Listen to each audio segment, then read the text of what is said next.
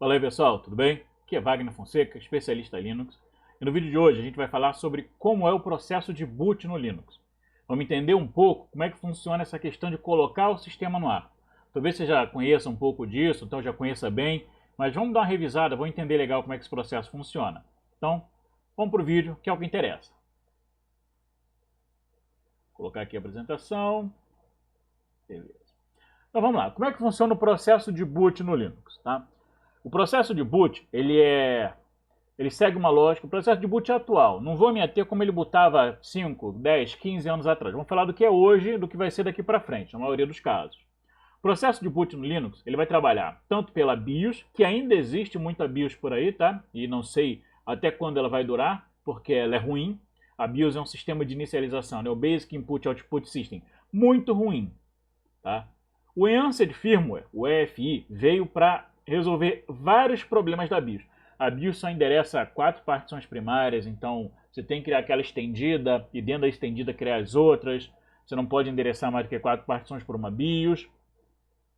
A BIOS tem uma limitação, tá, de só conseguir chamar pelo MBR, e aí o MBR só tem 512 bytes, e esse 512 bytes fica limitado, por isso você só pode guardar 4 partições ali.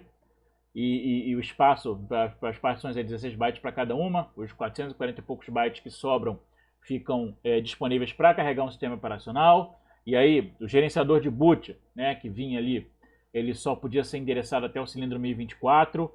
E aí, você botasse o Grub ou o Lilo gravado de uma parte para frente, e aí não conseguia bootar a máquina porque a MBR não conseguia endereçar dali para frente.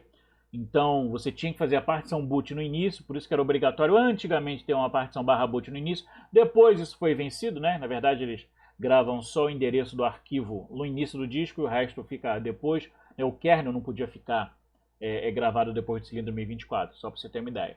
Então agora ele pode ficar gravado, tal, conseguindo fazer. Então o EFI, né, o Enhanced Firmware, né, o firmware melhorado, ele veio para solucionar vários desses problemas. Então eu consigo botar direto até de um EFI, se você precisar, você consegue chamar direto do EFI para o sistema operacional. O Windows também usa, o Mac também usa. Então todo mundo que importa está usando uma versão modificada de inicializador, tá? Não mais a BIOS.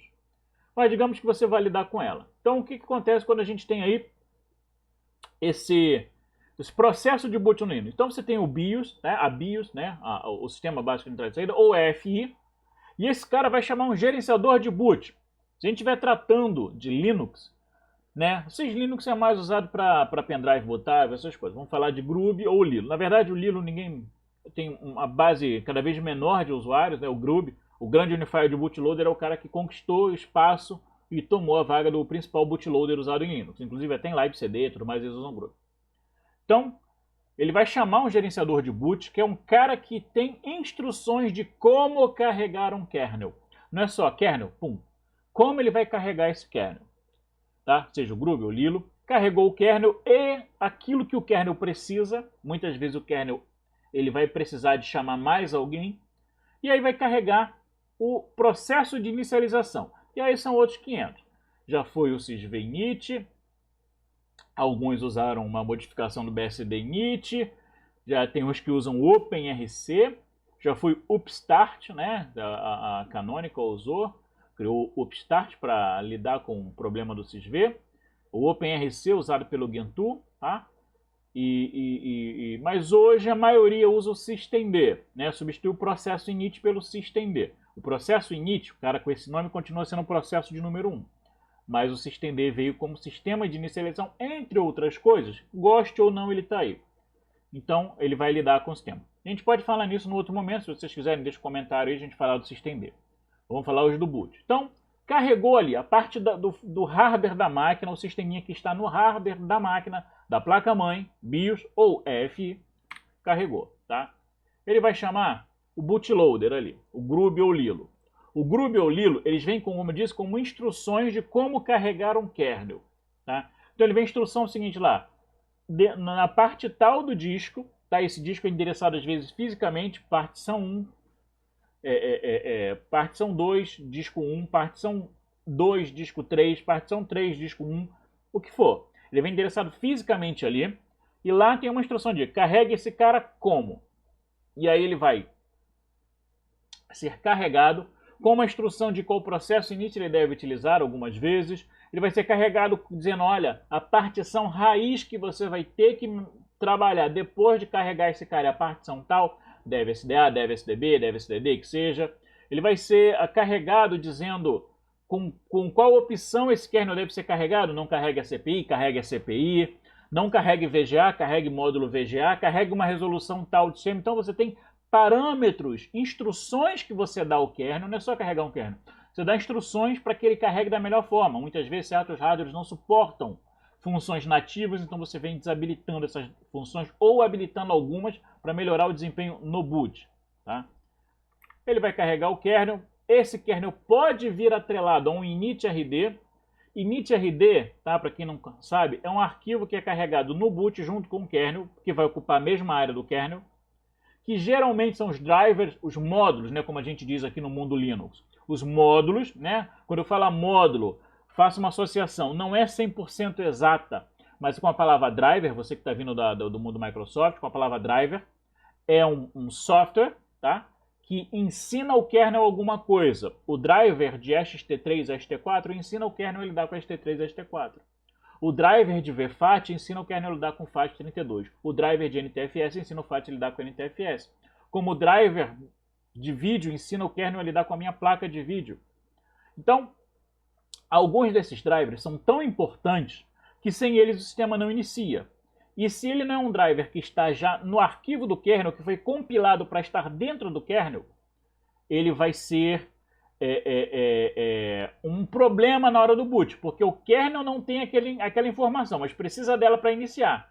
Como é que eu vou iniciar se ela está em disco? Então ele cria um initrd, endereça o initrd no gerenciador de boot, e ele carrega o kernel, quer dizer, carregar o kernel é pegar o arquivo do kernel, descompactar, porque ele é compactado, abrir ele em memória, arrumar ele todinho, descompacta o initrd, abre ele em memória, arruma ele todinho, e aí ele vai dar prosseguimento ao processo de boot. Então, quando o kernel tiver carregado e descompactado em memória, o initrd, se precisar, na maioria das vezes precisa, estiver descompactado e carregado já em memória, aí ele vai chamar o inicializador do sistema, né, para dar continuidade no boot. Que geralmente, né, nas distribuições hoje em dia, é o systemd. Tá? Quando ele chama o systemd tem vários units, né, unidades. As unidades são usadas para carregar funções que têm a mesma característica. Tá? Então, nós temos basicamente 3 alvos quando a gente tem o systemd, 3 targets que a gente vai procurar. A gente vai buscar o basic target, que bota o sistema no ar. O sistema está funcionando, o sistema está carregado, mas com o mínimo de recurso possível. Tá? Seria comparável a um single user, a um modo de manutenção. Lógico que tem bem mais coisas. Tá? Tem serviços que foram carregados ali também. E ele carrega depois, né, geralmente, o multi-user target, que são aquelas outras funções necessárias para que ele possa ser multiusuário, para que ele possa ter vários usuários logando, serviços aceitando essas comunicações. E, geralmente, se tem um desktop associado, né, se você tem um sistema de desktop associado, ele vai carregar o Graphical Target, que vai carregar os programas necessários para que o desktop funcione. Tá? Então, basicamente, são esses 3 alvos que a gente tem aí. E cada unidade tem a unit de network, tem a unit de file system, tem a unit de mount. Então, tem várias unidades que são responsáveis por tratar determinadas funções. Carrega rede e serviços de rede, carrega pontos de montagem, carrega funções. Então, o systemd vai fazer isso. Podia ser o init, podia ser o sysvinit, podia ser o OpenRC, podia ser o upstart, tá? Mas na maioria das distribuições Linux hoje vai ser o systemd. Então, basicamente, quando a gente fala de boot no Linux, é isso aqui, tá? Então, voltando aqui àquele quadro, então o que é que acontece? Carregou a BIOS ou FI, né? Então, o passo 1 ele é igual porque são ou eu passo 1 para BIOS ou eu passo 1 para FI, tá? A BIOS vai carregar o MBR, tá? Que são os 512 primeiros bytes de qualquer disco MBR. Ali está gravado o endereço físico do arquivo do GRUB, tá? E está no cilindro tal, então na linha tal, da coluna tal, se for um dispositivo elétrico, né, não magnético. Então ele tá onde o GRUB está gravado, ali, o arquivo de configuração do GRUB. Ou, se você estiver usando o FI, ele vai ler a partição /boot FI, Lá é uma partição separada, é uma partição exclusiva. Vou voltar eu aqui. É uma partição exclusiva para isso, uma partição separada, tá? Que independente de Linux ou qualquer outro sistema Windows que você for usar, a EFI vai ser sempre a mesma coisa. É uma partição separada, no Linux ela vai ficar montada, vai ficar acessível em /boot EFI, tá? Ela tem que ser separada e tem que ser bootável, no mínimo 100 MB, tá? Mas ela não tem muita coisa, mas no mínimo 100 MB. Ela tem que ser bootável e é em FAT32, tá? E essa partição tem um diretório EFI maiúsculo e dentro dele estão os diretórios de cada sistema operacional, com os arquivos de boot de cada sistema operacional. Então, se você tem Windows e Linux e EFI, vai ter uma partição EFI Windows, uma partição EFI Linux, do Linux que você estiver usando. Dando uma olhada aqui, mostrar, por exemplo, um /boot de um sistema que não tem EFI, tá? Grub. Lá dentro só tem o Grub. Tem alguns kernels, tá? O 4.19.14 e o 4.19.18. No momento, eu tô usando o 4.19.18, tá? O anterior era o 14. Dentro desse cara tem um diretório grub e dentro dele tem os dados que o grub precisa. O grub precisa de um arquivo grub CFG, ele precisa de arquivos de drivers, tá? No caso está aqui, ó. Tá? São módulos do grub. Não confunda com o módulo do kernel, né? São módulos do grub. O grub entendeu algumas coisas. Como é que o grub vai ler um arquivo de kernel que está numa partição ST3, XFS, ZFS, BTRFS? Entendeu? Então ele tem aqui os drivers do grub para o grub entender as coisas, tá? Para o grub entender. Então o grub em si é um mini sisteminha que entende discos, tá? Resoluções de vídeo também. Então, isso aqui são os arquivos que o Grub precisa para funcionar. São módulos do Grub. Ó. Isso aqui é para Intel i915. Quem tem a placa Intel, o Grub consegue mudar as resoluções no boot fazendo isso aí, por causa desse driver. E olha uma partição, um sistema, na verdade, que usa o EFI. Além do boot Grub, que são as instruções do Grub, tá? Nesse caso aqui, é x86-64, no outro é i386.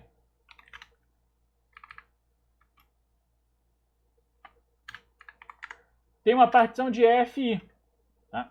É lógico, você não pode. Permissões são para isso, para não deixar qualquer intruso, qualquer mané entrar na partição importante. Uma partição EFI. E lá dentro tem tanto a instrução de boot dele, tá? Isso é padrão dele para ele bootar em qualquer sistema, quanto a instrução de boot daquele sistema operacional. Windows ou Linux, tá? Aqui ele não tem um grub CFG igual o grub CFG.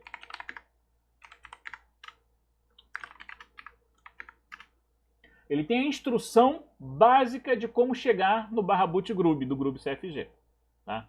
Então ele vai passar o raiz, tá, do grub para esse cara aqui e vai carregar lá dentro o grub CFG, tá? O prefixo é essa variável aqui, ó, /boot grub, e dentro dele o grub CFG. Ele tem a UID, que é o endereço, que é a identificação única de uma partição, para que nenhuma outra se confunda, e a partir daí ele consegue fazer o boot, HD2 GPT2. Segundo disco, partição GPT2. Quem usa FI vai usar a partição GPT. Se você quer usar FI e a sua partição está em MBR, padrão MBR, tá? Que é a partição MS-DOS, você vai ter que converter. Tem programinha para fazer essa conversão aí, basicamente indolor, basicamente, tá? Mas no geral ela funciona. Então você precisa converter. Não dá simplesmente para mudar ali, vou instalar o FI e vou funcionar. Não, você tem que converter as partições. Então, se você tem disco maiores do que 2 teras, você vai precisar disso aí com certeza, GPT, tá? Então já pense em usar GPT, partição. Ela já venceu a limitação das partições padrão MS-DOS. Então você tem aqui o endereço do arquivo do grub. Não é o grub CFG lá do grub, é o endereço do arquivo dele. Você pode ver que se eu olhar aqui no /boot grub CFG, o arquivo é completamente diferente, ó, em tamanho, em dados. Então o EFI ele é um sistema universal que vai bootar qualquer sistema operacional. Então o cara, o sistema da placa-mãe, o EFI lê essa partição, o FI da placa-mãe lê essa partição e procura os sistemas que estão aí dentro e aí faz o carregamento, tá? Então você pode ou não, inclusive você pode direto do MBR, direto do sistema da partição, né, do setup, escolher qual sistema você vai chamar ali. Então tem outras vantagens também, um boot mais rápido, dá para fazer seleção de multi-boot, entre outras coisas. Tá? A BIOS é um sistema legado, é um sistema que ficou no passado, apesar de que existem em alguns casos ou placas mais antigas ou sistemas que vêm com o modo Legacy, que na verdade os caras não conseguiram implementar tudo direito, e aí botam o modo Legacy. Mas é isso que acontece no boot. Passou dessa parte, vai ser o Groove que é carregado, ele vai mandar descompactar o kernel na RAM. Depois o initRD também é descompactado na RAM. E a partição do barra é apontada. Tanto que aqui, como eu falei, vou aqui no arquivo do Groove,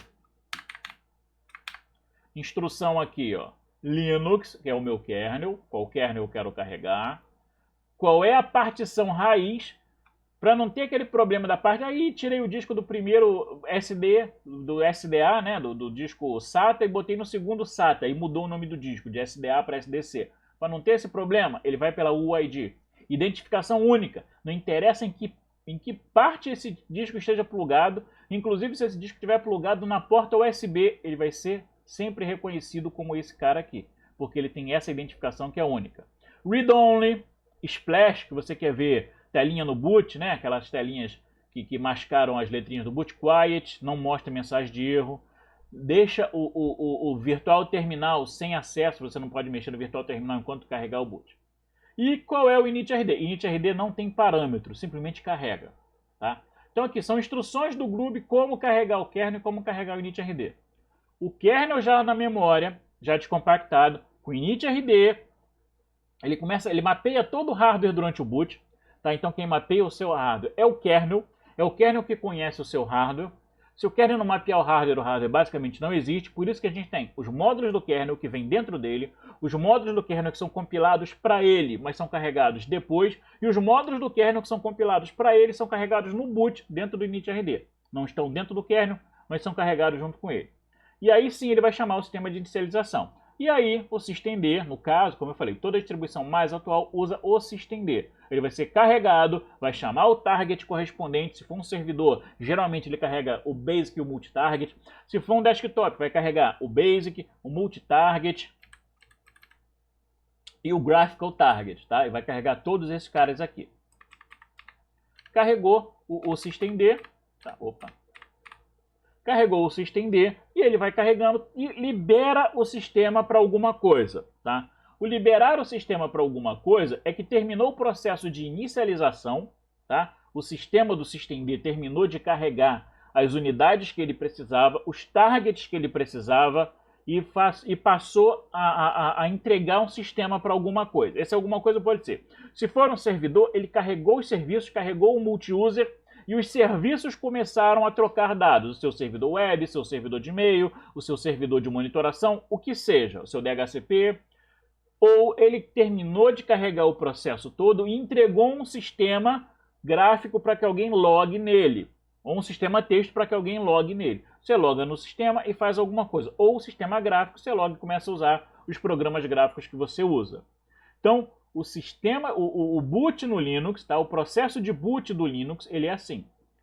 Quando a gente chega no processo de inicialização, seja ele qual for, initRD, OpenRC ou systemd, que é o que a maioria usa hoje, como eu venho dizendo, ele já terminou o processo de boot. E aí o processo de sistema. Com o systemd, ele vai carregar o que for programado para ele. Então eu espero que você tenha entendido agora como é que funciona o processo de boot, como é que o sistema escolhe como é que vai botar, por qual a importância do kernel, que não é só um arquivo, carrega o kernel. É que você tem que carregar o kernel, instruir o kernel, e a partir daí você carrega um sistema cujo hardware já foi mapeado pelo kernel, cujos drivers necessários já estão carregados lá, e aí outros drivers. Ah, eu quero um driver para montar um disco externo. Disco externo não é importante para iniciar a máquina, ele pode vir depois. Eu posso carregar depois do sistema já rodando. Ah, eu quero montar um compartilhamento na rede. Compartilhamento não é importante para iniciar a máquina, eu posso montar ele depois. Então não preciso ter driver de disco externo no kernel nem no initRD, eu não preciso ter driver de sistema de rede no kernel ou de sistema de compartilhamento de rede no kernel nem no initRD. É diferente de um iSCSI. O iSCSI eu estou colocando um dispositivo, né, um endereço de dispositivo disponível na rede. Eu preciso dele. E aí o kernel tem o driver do iSCSI. Mas um NFS, um Samba, um SMB, um compartilhamento Samba via CIFS ou SMB, tanto faz, você não precisa deles para iniciar a máquina. Eu não preciso do driver de mouse para iniciar a máquina. Não preciso. Não preciso do driver de câmera, né? Aqui, ó, a câmera aqui, ó, para iniciar a máquina. Não preciso. Então tudo isso são drivers, são arquivos que o kernel precisa para colocar um hardware em funcionamento, mas não são essenciais no boot. Por isso que a gente tem o initrd. Então, antigamente a gente tinha uma limitação de espaço. Então a gente precisava otimizar ao máximo o uso da RAM e do disco. Então a gente fazia um kernel relativamente pequeno, compilava ele dentro dele, né, dentro do arquivo kernel, o mínimo que fosse necessário e fazia o resto em módulos, ou seja, arquivos do kernel separados dele. Escolhia os módulos que são obrigatoriamente importantes para o boot e jogava no initrd. E o resto a gente carregava depois. Então a gente ocupava muito menos espaço na RAM.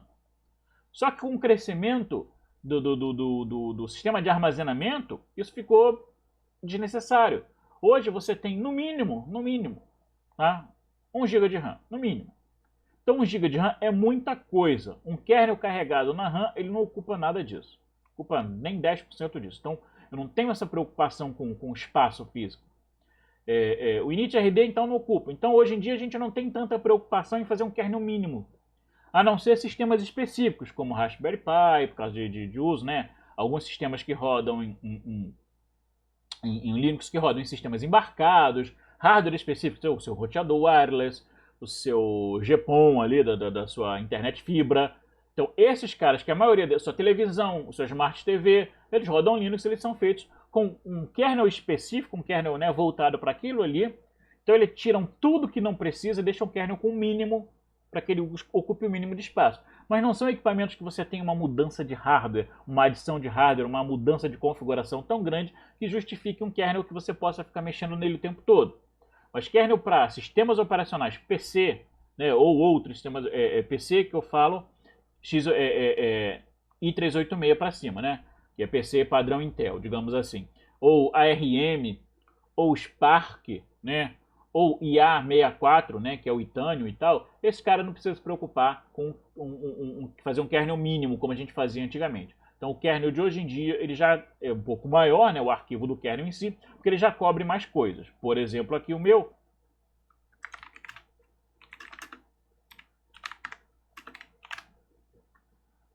Meu kernel tem 50, não.